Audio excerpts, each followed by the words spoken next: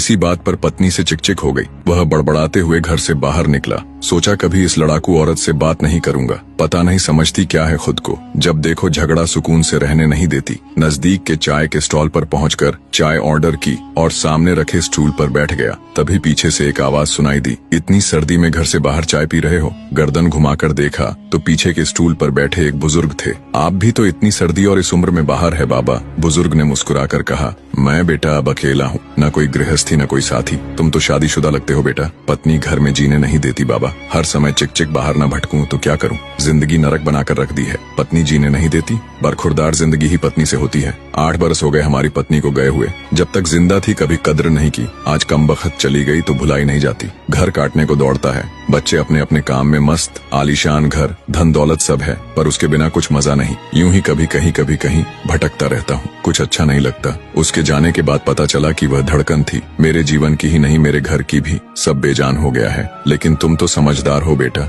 जाओ अपनी जिंदगी खुशी से जी लो, वरना बाद में पछताते रहोगे मेरी तरह। बुजुर्ग की आंखों में दर्द और आंसुओं का समंदर साफ नजर आ रहा था। चाय वाले को पैसे दिए, नजर भर बुजुर्ग को देखा।